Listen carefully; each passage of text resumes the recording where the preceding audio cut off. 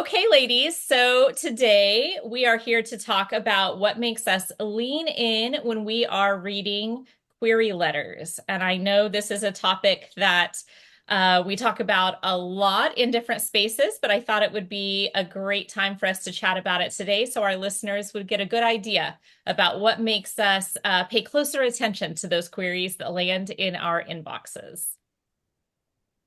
It might be surprising for some who are listening to us or some new authors, especially starting out, how many queries an agent gets in a given day or a given week.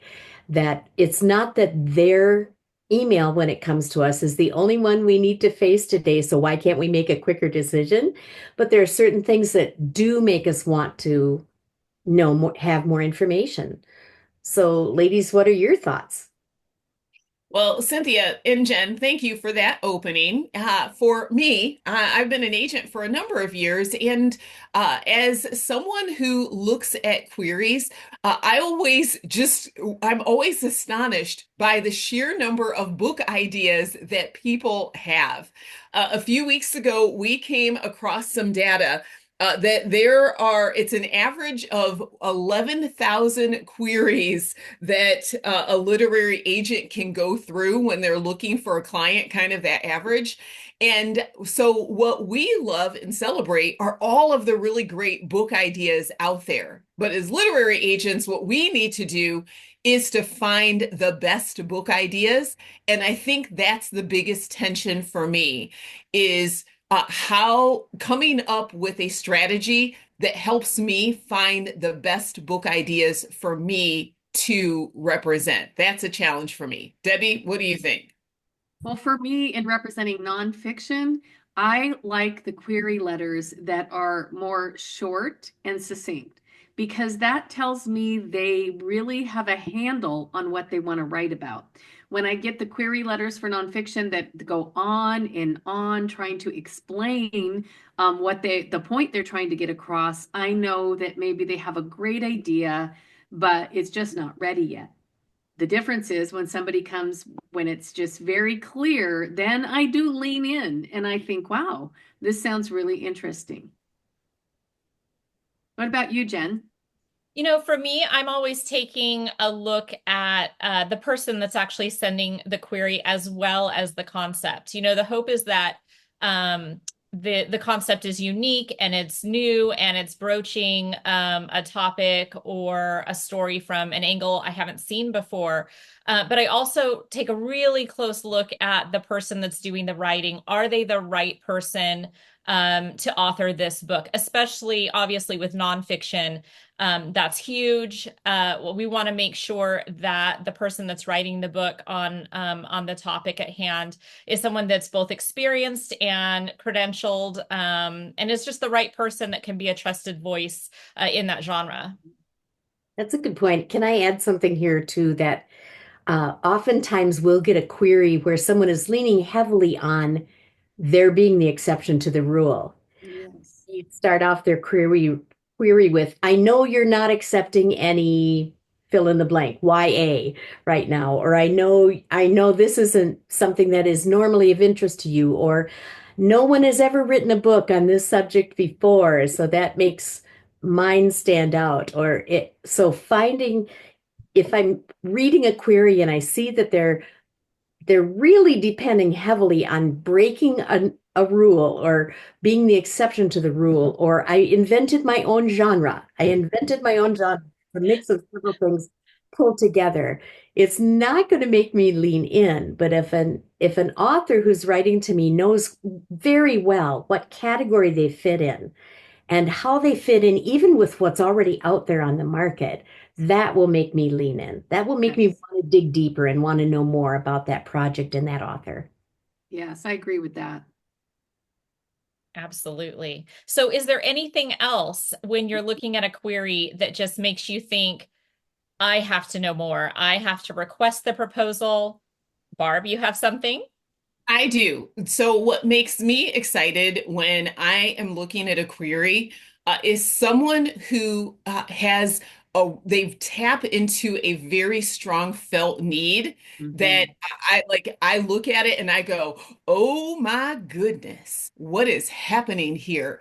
Because when we look at kind of book buying behavior, people, whether it's fiction or nonfiction, they're looking for books that connect with their soul, that solve problems, whether it is a life problem or a need to be entertained.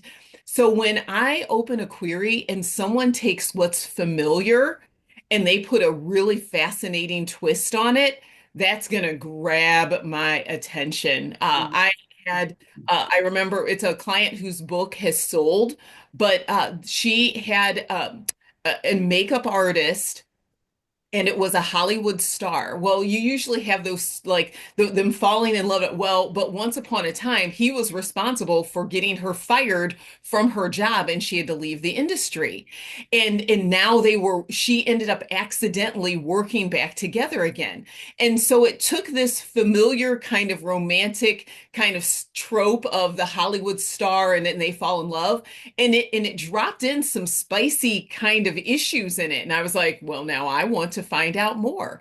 Like, does anyone else have any queries that you saw where they took something that was familiar and then you were like, look at what they just did with that? Mhm. I have Love, a client. Oh, I'm sorry. Go ahead. go ahead, Jen. No, I have a client that took the very common topic of anxiety and experiencing anxiety and wrote about it from an angle that I just never would have considered. And so that for me was enough for me to request that proposal right away. And that book sold simply because I think that not only was it well written, but it approached such a common felt need from a brand new aspect that most people would never think about. I was Cynthia, I was going to ask the rest of us gathered here, how heavily do you depend on being wowed by the title? Or because titles are often changed, that's not a big deal to you. When you do you some are you sometimes moved to look deeper because of the title? How much effort do authors need to put into that title grabbing the agent when she looks at a query? For me, I think that they do need to have a good working title. And, knowing that most publishers do change those titles, but a good working title will get my attention as an agent, but it will also get an acquisitions editor's attention in the proposal, even though it could get changed later. A good title also gets me excited to read the synopsis and to see the hook of the book and where they're going with it. If it's a just okay title, I can not have the same kind of interest. So I do think that writers really need to think about a good working title when they're putting a proposal together. If You I know, could pop in for a second, I'm going to say too that sometimes that title lets us know whether or not they know what's already published. If you Yes. sent us a title that's already out there on the market, or it's words that have been used a billion times already, that lets us know that, oh, there's a familiarity gap here with Yes. what's already been published. Jen, I oh no, that's okay. For me, title is not a make or break because I've seen it go both directions in queries. I have read a beautiful title that made me so excited to read the sample pages, only to have the synopsis or the writing fall completely flat and have it be completely opposite what I thought the book was going to be about. I've also had an experience where the title was feeling kind of lackluster to me, and I thought, oh my, I'm not expecting too much. And then I read the sample chapters or the synopsis, and it's beautifully written, and I just think, oh, this is just a poorly titled project. So for me, a title is never really a make or break, and the writing and the concept always comes first for me because I do feel like that's one of those things that we can change in the process Mhm. of proposing something and all of that. But I've seen it go both directions, so I don't weigh that too heavily. So and oh, I'm sorry, Barb, go no, ahead. no, go ahead, Deb. Oh, I was just thinking that, we get so many queries though, that if it is a lackluster title, you're kind of like, you're more willing to maybe not dig in as much. But yes, to your point, it always can be changed. If you have a really good proposal, you can help them brainstorm a new title. But if it's a good title to begin with, it does get your attention because we get so many queries. That's a good point. Cynthia and I, we each are representing two authors. She represents one and I represent the other. And now these are clients of ours who are working on a proposal. And we had conversations for a while about their existing title. And it really didn't make the project stand out well. And they had so much going for them. And we got a lot of feedback of about where it didn't necessarily hone in on the felt need. But what I have believed for a very long time as a literary agent and as a writer is often the title is in the actual content already itself. And Yes. so Cynthia and I put our heads together and we went back through that proposal and we found a couple of possibilities, but one strong possibility, and went back to the authors, and it completely changed the project because it really added spark, it added interest, and it added a new energy to how the authors would approach the topic. Like Cynthia, do you want to add anything else on that? I agree 100% that that was so much fun. It was like mining for gold. Even though it looked like it might have been a problem we needed to solve, it became instead this wonderful act of discovery. And sometimes it's a one-liner, but that one-liner needs to be something in the title that will offer a promise to the reader of how this will matter to them. We've talked about that a lot.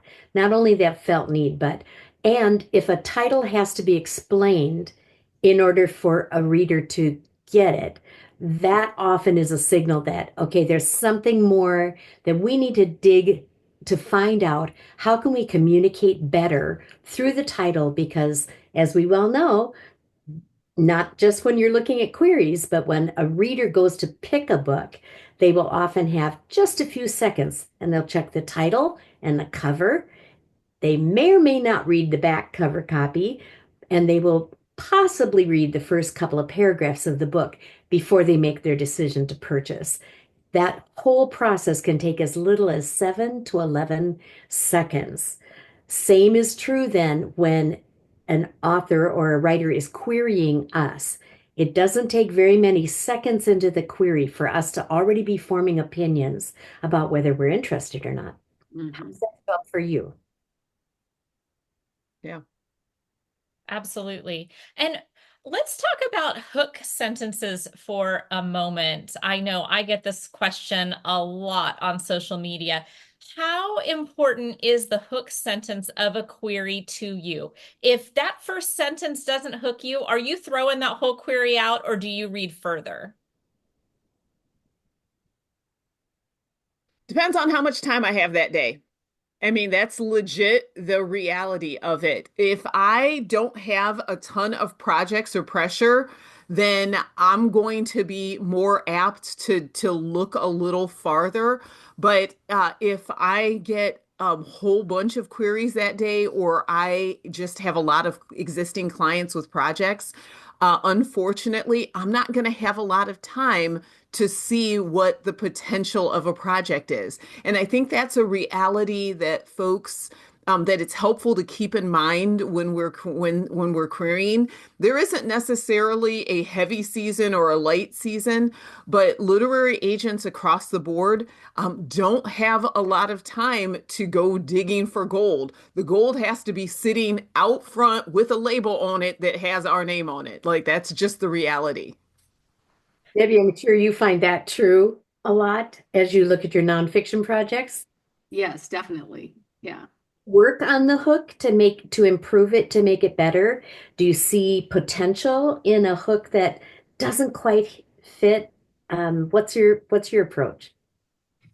Well, I think the hook is important because, it goes back to that whole thing with nonfiction writing, that whole elevator pitch thing. I know that that's like an old saying, but it's so true because if somebody was to meet one of us as an agent or they met an editor like at a conference in an elevator, And they said, well, what are you writing? And then they have to like, they mumble, they don't really know what they're writing. Well, it's kind of about, there's bicycles and, mental health. And it's like, makes no sense, right? But if they're very clear about it, like, and they have that down. So that's their hook, that one line that pretty much explains what the book is about. And that makes all the difference. But I'm with Barb. If I don't have a lot of time, I don't have a lot of time to go digging. It's nothing personal. But if I don't have a lot of time and I see a strong hook, I'm going to make a little bit more time to dig a little deeper and see what's going on there. That's a good point. I agree. I typically, I'm new at this. I'm the new kid on the block at books and such. And so I remember what it's like to send out queries and all of that. And so I do my best to read through the entire query and hopefully it's not nestled too far down into the query. So I always tell writers, that hook sentence, the heart of your book, the thing that sets it apart, the reason you're writing that book should be succinctly described within that first paragraph so that we don't have to go searching for it. You don't want to hide that gold at the bottom of the page because some of us are not getting to the bottom of the page just on time constraints alone. As Barb said, those 11,000 queries that we read just to end up getting to one client signed, that's a lot. That's a lot going on there. So ladies, as we wrap up, why don't we share one takeaway or a next step that we would like a listener to consider or take action on? Who's going to go first? Yeah, I who will it be?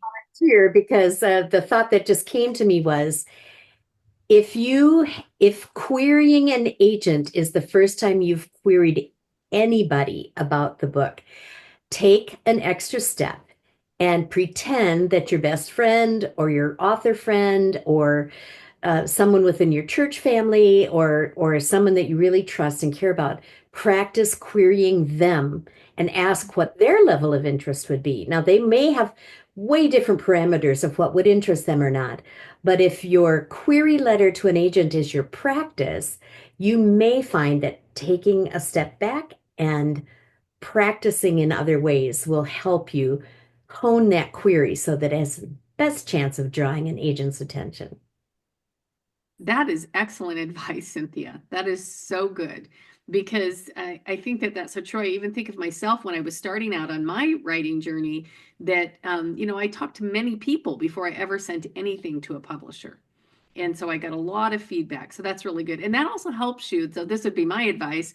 Adding on to what Cynthia said, which I think is excellent, is to practice talking about your book, practice the hook, practice what the takeaway is going to be for the reader. And remember, you are writing a book for people that are reading it. You're not writing a book for yourself. You're writing a book to help other people. So what is the takeaway going to be? And practice that over and over and hone that statement. What takeaway does your book have for the reader? That is so good. Ooh, well, mine would be a pretty simple one, but it's often overlooked. Uh, Make sure that your agent represents the agent you're querying represents the book you are querying them about. Mhm. You would think that this would be basic, but I would say that maybe close to 50% of the queries that I receive are on for books that I would not represent.